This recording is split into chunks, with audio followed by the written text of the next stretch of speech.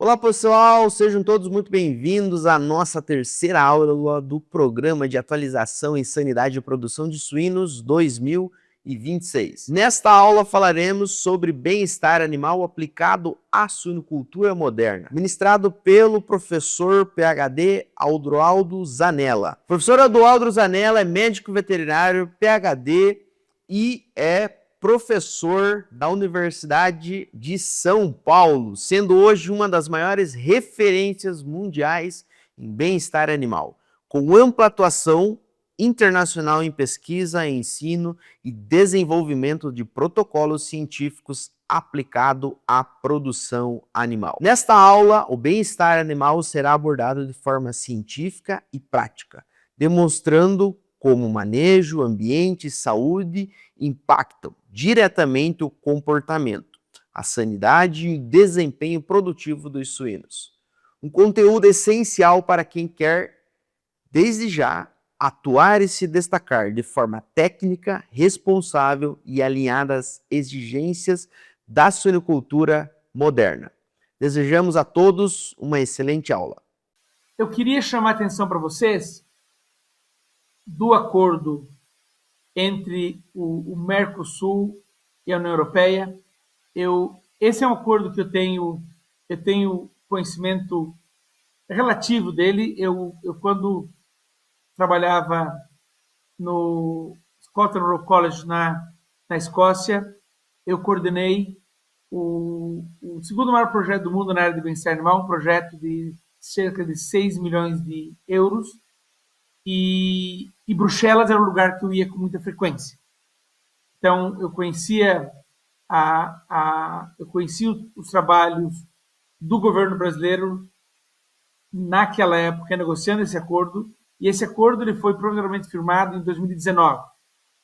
Ele continua com algumas pendências, especialmente, prestem bem atenção, especialmente ligados, como está aqui embaixo, com questões ambientais e de sustentabilidade, apesar que bem-estar também está envolvido, mas são questões ambientais, certo? E esse acordo ele é um acordo enorme, ele envolve cerca de 780 milhões de pessoas, e no momento que ele estiver efetivamente implementado, ele vai ser provavelmente o maior bloco comercial do mundo em termos de dimensão. E numa situação de incertezas econômicas, políticas, como a gente está experimentando agora na relação com os Estados Unidos, nosso parceiro histórico, essa abertura com o Mercosul é importante. Então, só para contextualizar para vocês a importância do acordo da União Europeia com o Mercosul e como essas questões de bem-estar animal, questões de bem-estar são envolvidas. Se você olhar os documentos, bem-estar animal está citado nesse acordo, certo?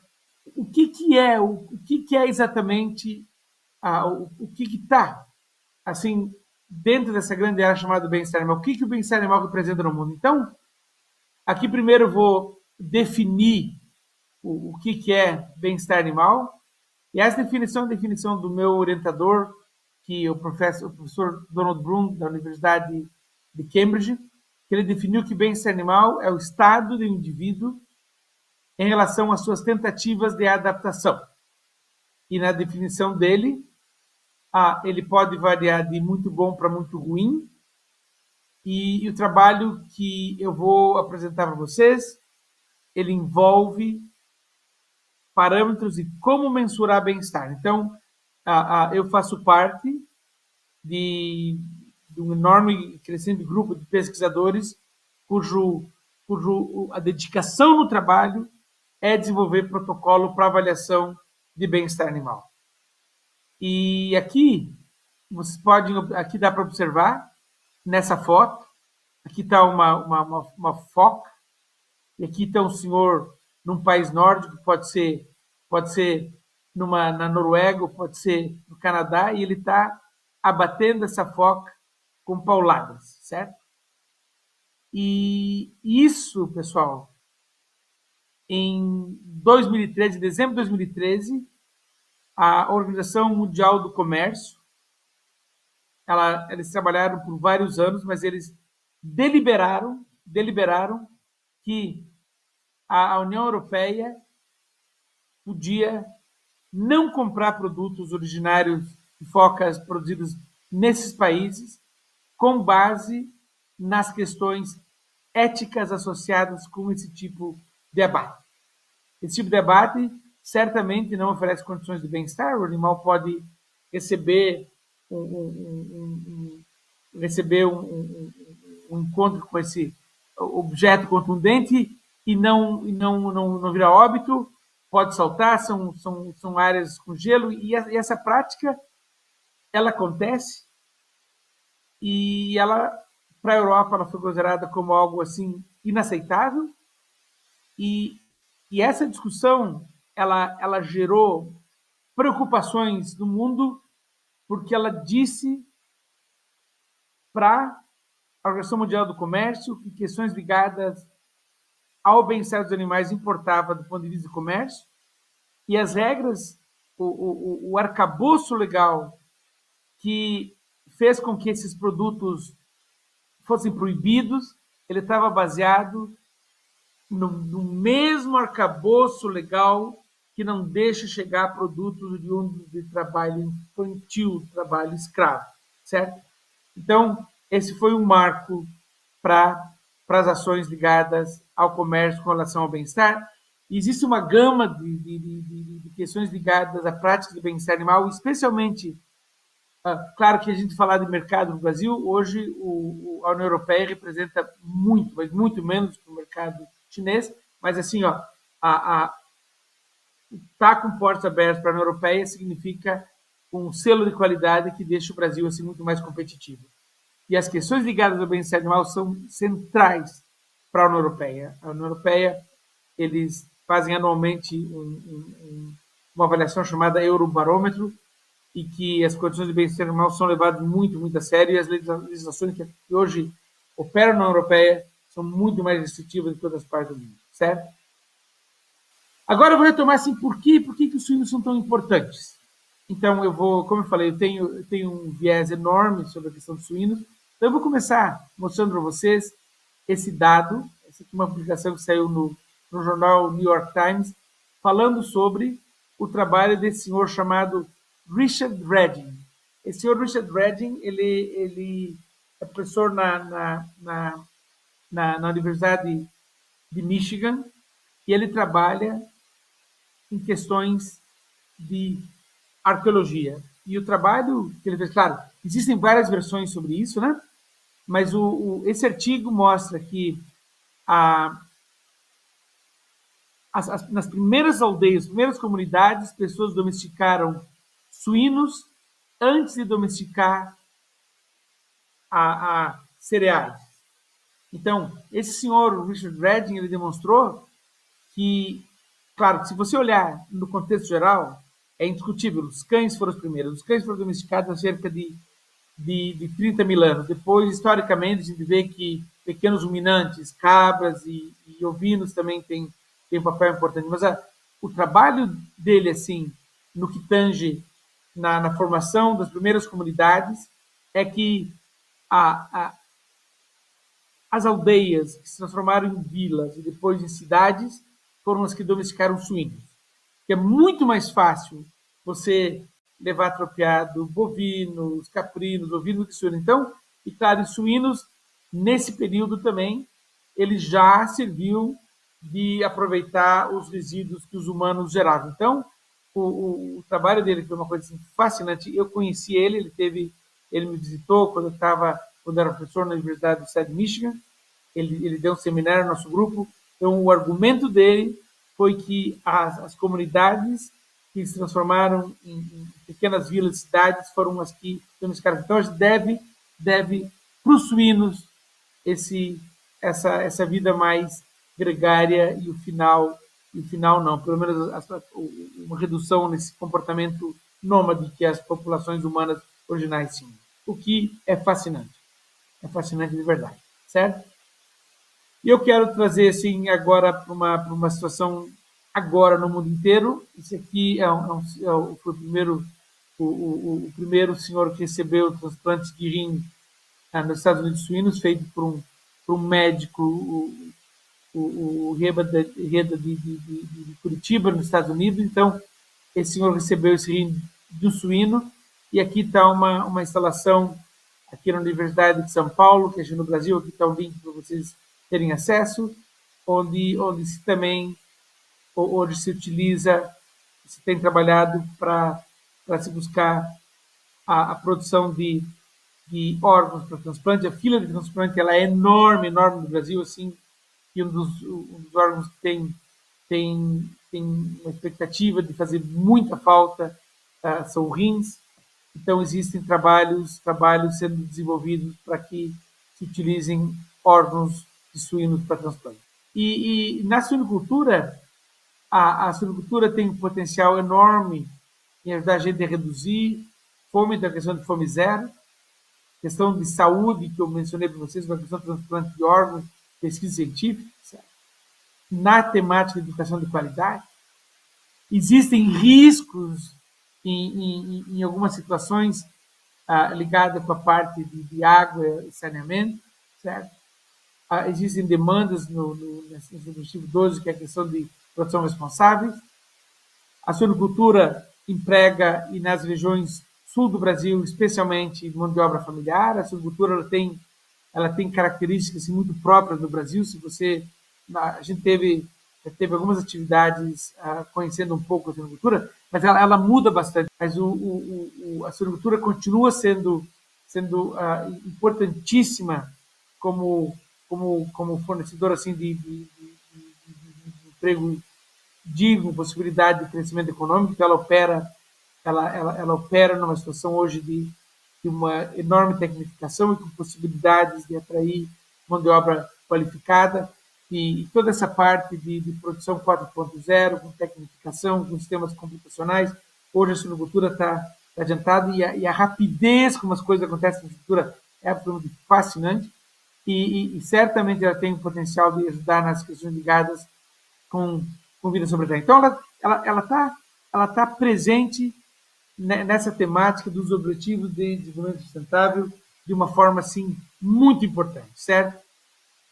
Mas, por outro lado, agora eu vou me desculpar sim pela forma que eu vou colocar, existem riscos associados, especialmente com o uso indevido de antimicrobianos na suinocultura. A gente vai ver daqui um pouquinho.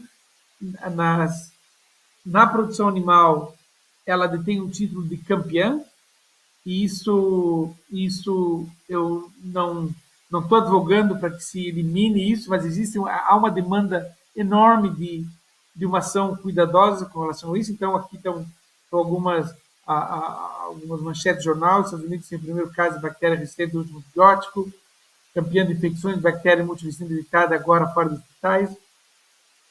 Cientistas detectam no Brasil bactéria resistente à maioria dos antibióticos. E o Lancet é um dos periódicos mais importantes do mundo, de maior impacto, e nessa edição especial eles abordam o problema global de resistência antimicrobiana numa revisão sistemática. E novamente nesse trabalho, se vocês olharem esses dados, aqui está a produção de bovinos, aves, e aqui está suínos, e aqui, pessoal, se vocês prestarem atenção, mostra a quantidade utilizada. E agora aqui, eu quero que vocês prestem atenção, esse aqui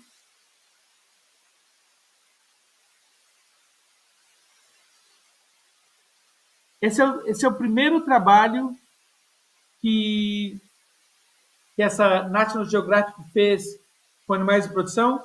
Foi um experimento que eu fiz nos Estados Unidos, eu mudei para a Noruega e eles levaram uma equipe para filmar. Preste atenção, a gente conversa sobre esse experimento. Estão conseguindo ver o filme e ler também, né?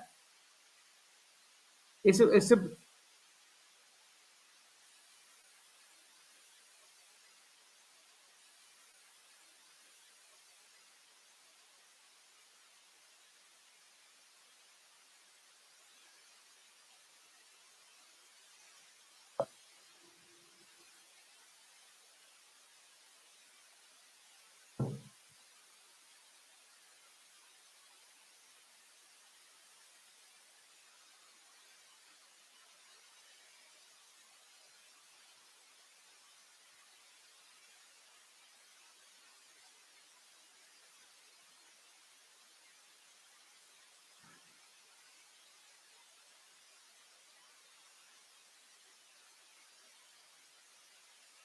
Só um pouquinho. Então, isso aqui, pessoal, para contextualizar para vocês, eu vou voltar aqui. Então, esse é um trabalho que eu fiz nos Estados Unidos. Eu vou colocar de novo aí, está complicado.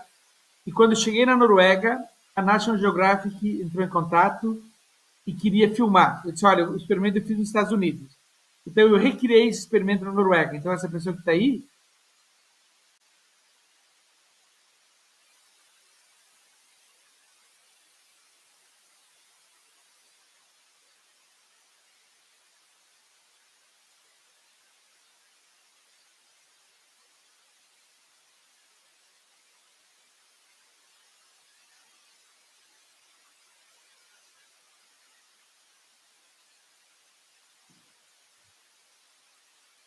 essa área que eu falei do hipocampo. Aqui tá. Esse aqui é o cérebro de suíno mesmo. Aqui está o bulbo olfatório, aqui está o córtex frontal, aqui está o cerebelo.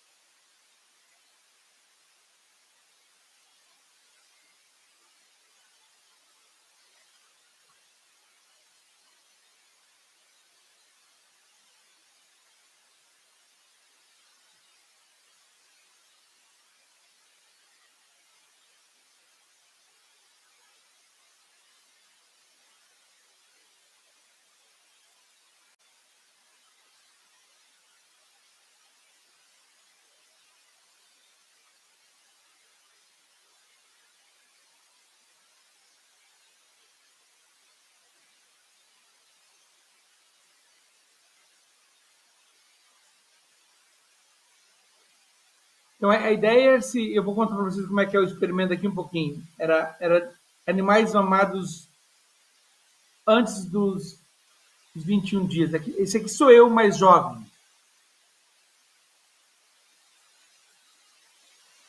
Esse sou eu lá na Noruega. Isso.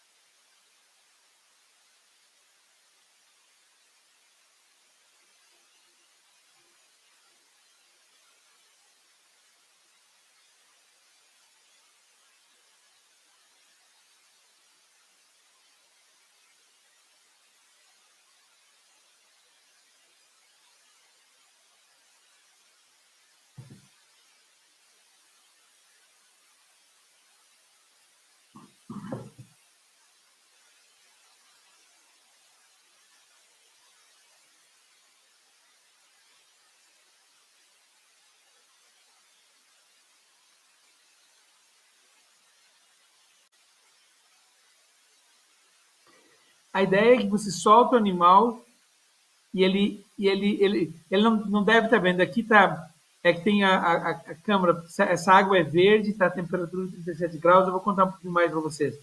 Mas a ideia é que ele use pistas para chegar, e esse leitão nunca descobriu a plataforma. Vou mostrar para vocês depois o.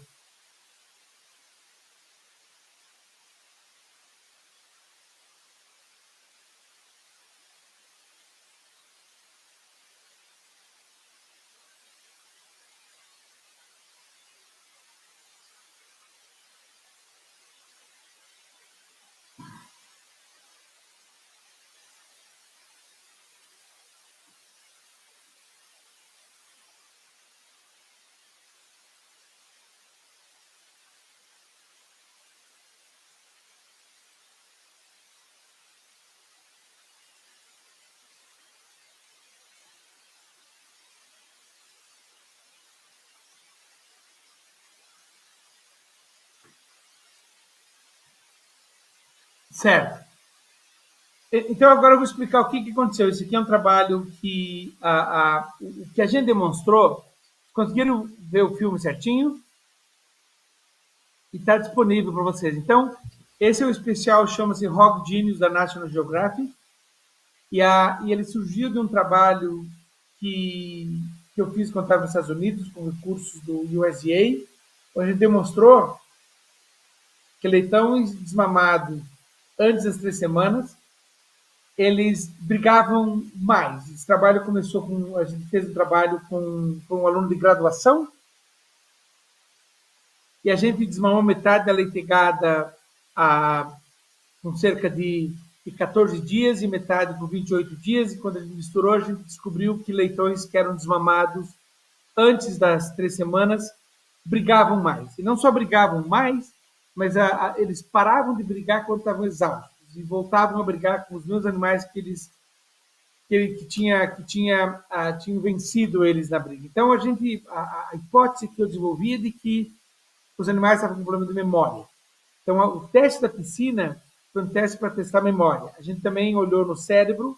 Eu não coloquei esse slide para vocês. A gente demonstrou que algumas áreas do cérebro, essa área, especialmente a área do hipocampo, essa área que está associada com demência em humanos, ela foi alterada em leitões desmamados antes das 3 semanas, e também na área do córtex frontal. Mas aqui, esse aqui é o resultado. Essa senhora aqui, o Ricardo conheceu ela, Kirsty Locklin, era uma pós-doutoranda que trabalhou comigo. Ela morreu fazem 2 anos. Ela trabalhou comigo nos Estados Unidos, ela veio da Escócia trabalhar comigo, e o que a gente fez? Então, a gente trabalhou a gente chama de labirinto Moritz. Esse labirinto foi desenvolvido para trabalhar drogas, para testar efeito para teste com Alzheimer em ratos. Então, nós somos os primeiros que adaptamos isso para suínos. E a ideia, se vocês prestarem atenção naquele vídeo, tem essa plataforma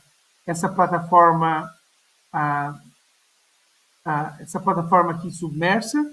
Então, você solta o animal aqui e o animal não sabe onde é que está a plataforma. Tá? A água está verde, é uma água quente, o animal vai andando e chega na plataforma. Quando chega na plataforma, a pessoa que está fazendo o experimento seca e retira o animal, então é uma questão positiva. E já na segunda vez, vai reduzindo, terceira, e eu vou mostrar para vocês um animal que está com o cérebro funcionando legal do ponto de vista de determinar a localização. Ele na terceira vez já está chegando num tempo muito rápido. E o processo é muito parecido com humanos. Se você está numa situação de estresse, ou tem prova, ou perde o emprego, ou a namorada briga, ou o namorado briga, você acaba esquecendo o caminho de casa, funciona a mesma coisa. Você acaba enchendo de glucocorticoide os receptores do seu cérebro e tem problema de memória. Acontece por aí. Então, o que a gente fez? A gente trabalhou nesse trabalho que a gente publicou, a gente colocou os animais 7 vezes no labirinto, 10 minutos de intervalo, a plataforma e ponto de partida mantido, e a gente mensurava o tempo necessário para encontrar a plataforma. E o que a gente fez? A gente desmamou, então, animais com 12 dias de idade. Naquela época, os Estados Unidos estavam nessa fase, todo mundo se dando barato, certo? E a gente sabia que eles brigavam mais, e a gente quis demonstrar que os animais, então, desmamados precocemente, tinha um problema no cérebro de memória. A gente demonstrou também que o sistema no cérebro estava alterado. Então, tinha animais que a gente manteve a controle e alguns animais, então, metade dos animais a gente deixou eles isolados por 15 minutos para criar a situação de estresse que ia para a memória. Então, alguns deles foram mantidos 15 minutos de isolamento, certo? E a gente mediu o cortisol na saliva dos animais isolados para ver, porque é a situação de estresse. Em situação que não tem estresse, é difícil você identificar fenótipos que estão ou não estão comprometidos no cérebro. Então, aqui, pessoal, olha, essa é a curva. Lembra? Então, primeira, segunda, terceira, 7 posição. Olha o que é um grupo controle. Ou seja, esses são animais de 14 dias, certo? E não assim. E aqui estão os animais que foram isolados. Os animais isolados, mesmo na 7ª posição, eles estavam levando 80 segundos. Com 2 minutos, a gente retirava os animais da piscina e secava e retirava. Então, os animais que foram isolados, desmamados, 14 dias, eles não conseguiam formar memória de onde é que estava a plataforma para sair. E os animais que não tinham sido desmamados, não importa se você isolava ou não isolava, eles já a partir de 3ª ou 4ª, eles já chegavam no máximo e em 20 segundos encontravam a plataforma, certo? E nos animais que estavam desmamados por 21 dias, não teve nenhuma diferença. Então, eles já na primeira vez, quando eles eram maiores, eles chegavam na plataforma em 70 segundos e chegavam em 10 segundos, não importa se era isolado ou controle, certo? Então, a gente demonstrou que desmamar leitões com menos de 3 semanas, a gente sabia que gerava comportamento anormal, aumentava a agressão, aumentava medo e tinha problemas cognitivos, certo? Então, isso foi, para mim, foi um momento assim, aquele momento assim, eureka, assim, puxa vida, uma situação que ao desmame causa problema de memória e os animais são mais agressivos. Então, se imagina o desfavor que a gente está fazendo para sistemas de produção, transformando animais em animais com problemas para reter informação, certo? Então, agora eu vou falar para vocês sobre uma das coisas que a gente está querendo aprender é como dar para os animais um ambiente positivo para que o animal possa então mitigar esse efeito negativo. Eu quero que a gente dê seguimento nessa nossa abordagem num formato assim mais positivo. Então, o trabalho que eu vou contar para vocês agora aqui, ele está baseado nessa hipótese de que quando eventos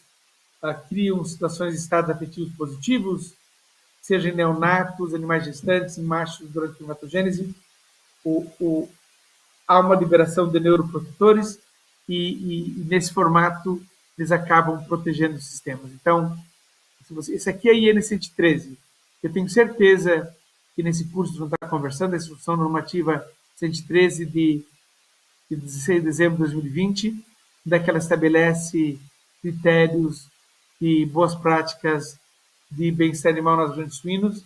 Ela é um documento que ela foi feita em cooperação estreita com a indústria, ela tem gerado assim críticas, mas eu vejo como um documento que dá segurança jurídica para a produção de suínos. Então, eu parabenizo a cadeia de suínos por ser a primeira das cadeias a abraçar essa questão de bem-estar animal com a normativa 113. E eu recomendo que vocês olhem com calma, se tiverem interesse eu posso passar, mas ela estabelece normas, então, para implementar regras de boas práticas em granjas de suínos comerciais.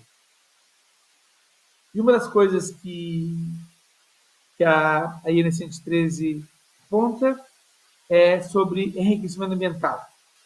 A pergunta é o que acontece, então, quando você enriquece o ambiente. E essa questão do enriquecimento ambiental, ela é comum em animais zoológicos.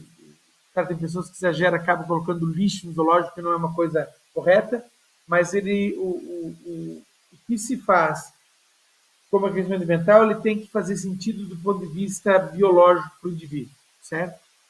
Então, enriquecer o ambiente significa entender a biologia e planejar prática que ajude os animais a, a levar a efeito comportamentos são importantes, certo? E esse trabalho que eu vou mostrar para vocês é um trabalho dessa estudante de doutorado, ela fez doutorado comigo, o nome dela é Patrícia Takemoto. Ele foi publicado faz 2 anos, chama-se Quando você enriquece o ambiente, o que acontece no cérebro da prole. Então, lembra assim, a gente trabalhou com porcas no final da gestação, enriqueceu o ambiente e a gente avaliou o que acontece com a prole. Foi publicado no periódico chamado Epigenética, um trabalho também em colaboração com o Ricardo, faz parte desse trabalho, e também um grupo da Universidade de Uppsala. Lembra que eu contei para vocês? Essa região, eu vou aqui contar, eu vou mostrar dados, eu vou fazer questão de lembrar vocês o que eu tinha comentado. Essa região chamada amígdala, que é como se fosse uma pequena ervilha aqui, que é o centro de medo. Quando você se assusta então tem uma fobia de aranha, tem uma fobia de cobra, essa área que ela explode, ela conversa diretamente com o hipocampo, conversa com o córtex frontal e também com o hipotálamo, certo? E a amígdala, então, é o centro de medo, e hoje a gente também sabe que a amígdala está associada com empatia, quando pessoas e animais empatizam com outros, certo? Eu vou mostrar dados para vocês também dessa área que é a área do córtex frontal, está envolvida em atividade de impulso. Os animais estão associados com interações agressivas, eles têm uma falta de controle nessa área, que é essa área do córtex frontal, e em humanos estão associados ao consumo de drogas, alcoolismo e vícios individuais. E a região do hipocampo que nós conversamos, que é essa área que é o hub de memória, que está afetado em questões ligadas a Alzheimer, demência, e que sofre muito com a situação de estresse.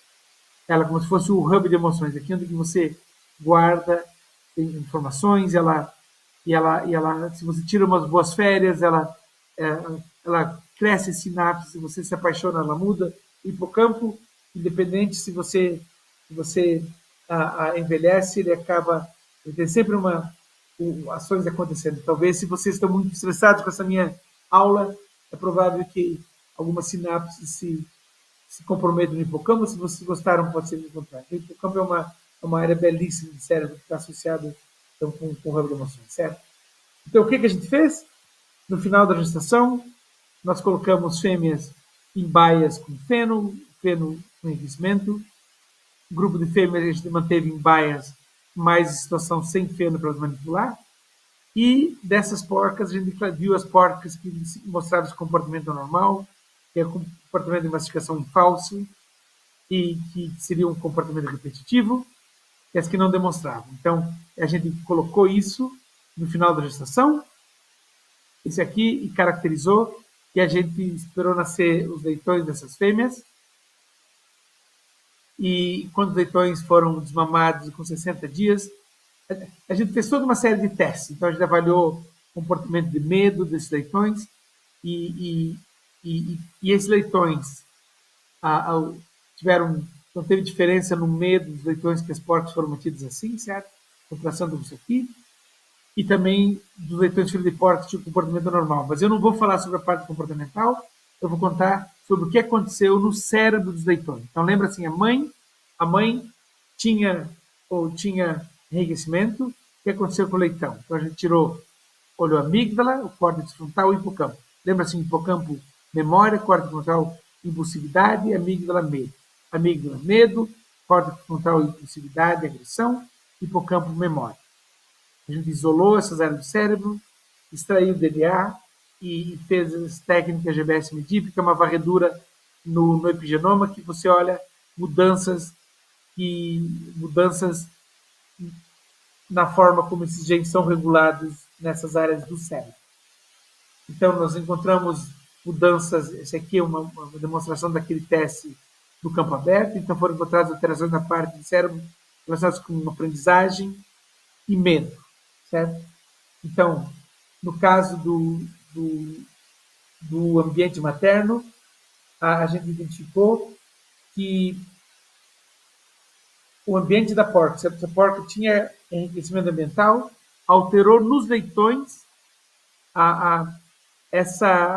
esses microtúbulos, a polidespolinização de microtúbulos, que são associados com neuroplasticidade, memória e aprendizado. Isso aqui Então, se imagina, você coloca para a fêmea suína feno para ela manipular e você altera no cérebro do leitão, na região do medo, a forma como são organizados sistemas importantes na formação de memória. Também no córtex frontal de impulsividade a gente identificou mudanças no caso das fêmeas e desse sistema que está envolvido com o desenvolvimento do cérebro. Então, você altera o desenvolvimento do cérebro do leitão pela forma como a fêmea teve acesso à enriquecimento mental no final da gestação. E o hipocampo, que é a parte do cérebro associada com memória, ela foi influenciada especialmente pelo ambiente da mãe. Então, e no caso da amígdala, que é o centro do medo, foi pelo ambiente do comportamento anormal. Então, você imagina, a fêmea tem acesso a esse ambiente enriquecido e esse ambiente enriquecido impacta na forma como essa região do hipocampo que controla a memória demonstra esse perfil de metilação. Então, isso é algo assim, absolutamente fascinante. E nesse formato é o primeiro trabalho do mundo. Então, eu estou chegando na fase final. Eu queria contar um pouco dessa história do grupo que eu coordeno. Então, no meu grupo de trabalho, eu tenho alunos de pré-iniciação. Eu tenho alunos de pré-iniciação, são alunos do ensino médio que desenvolvem atividades no grupo, certo? Eu tenho alunos de iniciação científica, que são alunos de graduação. Eu tenho alunos de mestrado e de doutorado, 5 e 2. Eu tenho pós-doutorando. Essas são fotos do nosso grupo aqui em Pirassununga, em várias atividades.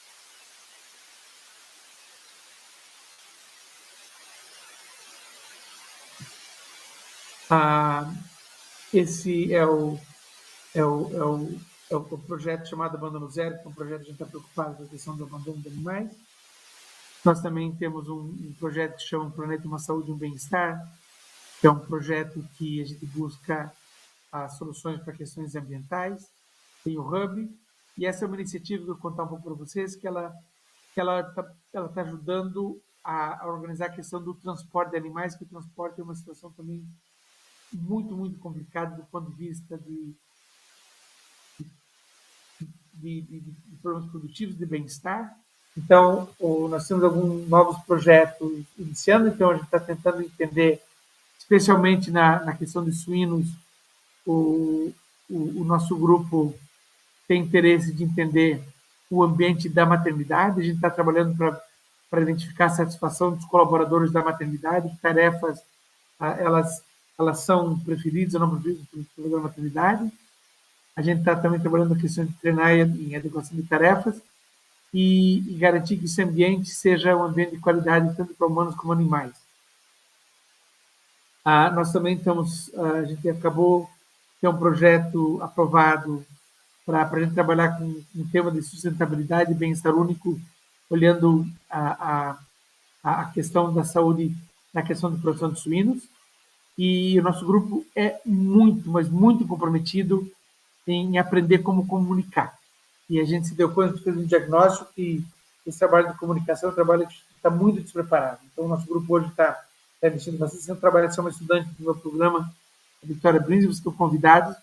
Ela está fazendo observação de aves, são coleireiros. Isso aqui são aves aqui no campus. O campus tem 2.400 hectares e 2.400 a 800 hectares são dedicados a áreas de proteção. Então, como consideração final, eu gostaria de mencionar, eu não queria que vocês se lembrassem dessa minha conversa como alguém que foi portador de informações sobre eventos negativos que acontecem na relação entre humanos e animais, ou seja, o animal claudica, o animal está em gaiola, mas isso acontece de forma preocupante, mas eu não queria que isso acontecesse. Se vocês entrarem em sites de algumas organizações radicais, vão ver isso aí. Eu queria mesmo, pessoal, Queria mesmo lembrar que nós construímos, assim, através do processo de domesticação, espécie de domesticação, uma relação quase sagrada com animais.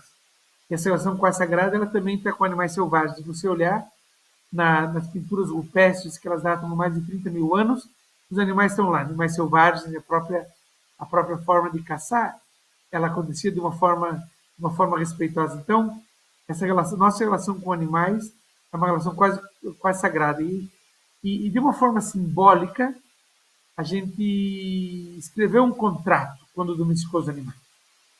E os termos desse contrato, eles precisam ser cumpridos. Então, eu queria deixar com vocês essa mensagem de que os sistemas eles vão ser sustentáveis quando a gente verdadeiramente assegurar o bem-estar dos animais. Então, não é uma questão de a gente estar nessa defensiva, olhar essas questões ligadas a demandas para mudança de alojamento, redução de qualificação, a parar de causar dor sem algum processo de controle. O que a gente tem que fazer, a gente tem que abraçar esse diagnóstico juntos e lembrar esse contrato. E eu asseguro para vocês que esses compromissos que asseguram o bem-estar do animal, eles vão garantir a sustentabilidade da cadeia e vão permitir que a gente, que hoje trabalha em um país que é um gigante no agronegócio, um país que alimenta boa parte do mundo. Nós somos campeões de produção de aves, campeões de produção de bovinos, de quarto na produção de suínos, a gente deve estar no 7º na produção de ovos. Então, o Brasil é um gigante. E, assim, do suco de laranja, o Brasil, de novo, assim, talvez 7 ou 8 de cada copo de suco de laranja do mundo vem do Brasil. Então, o Brasil é um gigante na área de produção de alimentos, mas essa produção de alimentos, ela certamente tem que acontecer em um formato que permita que futuras gerações possam ter o acesso a esse ambiente privilegiado que a gente tem.